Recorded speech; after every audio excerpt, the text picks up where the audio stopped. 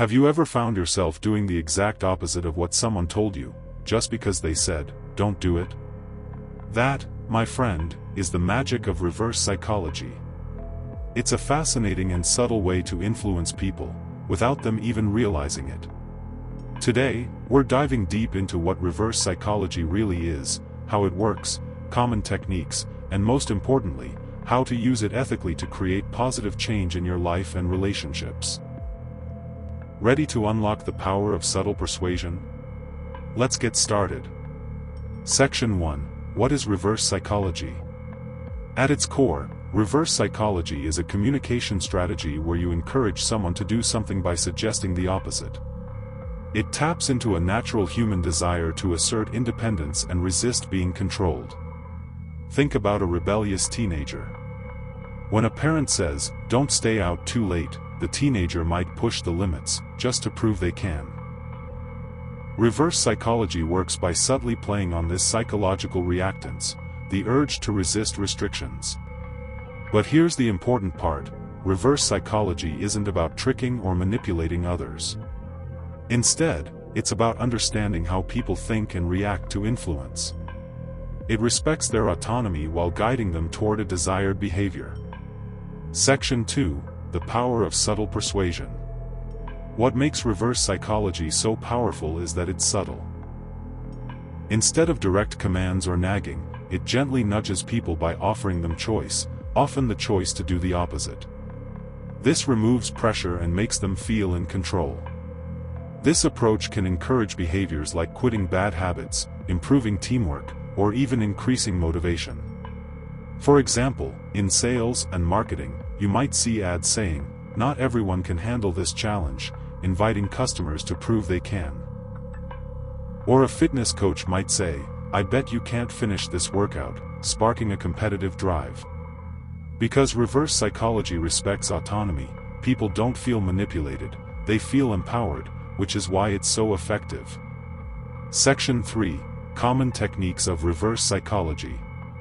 Now let's look at some common techniques used in reverse psychology that pop up all around us. 1. The scarcity principle. You might have seen phrases like, "only 3 left in stock," or "limited time offer." Scarcity creates urgency because people want what seems rare or exclusive.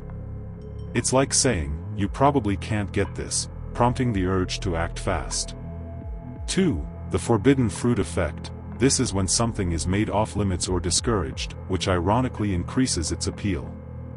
Think of the phrase, "Don't touch." Suddenly, that thing becomes irresistible. 3. Negative framing. Sometimes, framing something in a negative or reverse way makes it more attractive. For instance, telling someone, "This is probably too advanced for you," can spark curiosity and challenge them to prove otherwise. All these techniques rely on human psychology, specifically, the need for autonomy and the desire to challenge limits. Section 4. Ethical considerations. With great power comes great responsibility. Reverse psychology can be incredibly effective, but it must be used ethically and carefully. It's essential to avoid manipulation that harms trust or exploits vulnerabilities. Using reverse psychology to deceive, pressure, or create anxiety can damage relationships and your own integrity. Instead, approach it as a tool to encourage positive growth, for example, motivating a friend to adopt healthier habits or helping a child develop independence. Always consider the impact on the other person's feelings and autonomy. Misusing reverse psychology can backfire. People may feel betrayed or manipulated, which breaks trust and closes doors rather than opening them. Section 5. Harnessing the power of reverse psychology. So, how can you start using reverse psychology effectively in your own life? Here are some practical tips. Know your audience. Understand who you're talking to. Some people respond well to subtle nudges, others prefer straightforward communication.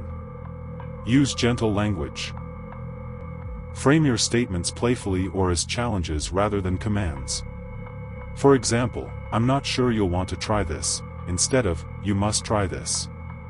Encourage autonomy, always make it clear the choice is theirs. The power of reverse psychology lies in letting the other person feel in control.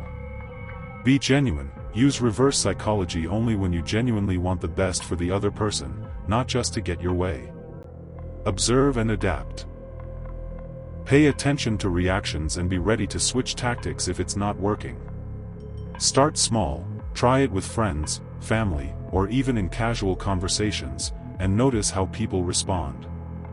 The more you practice, the more natural it will feel.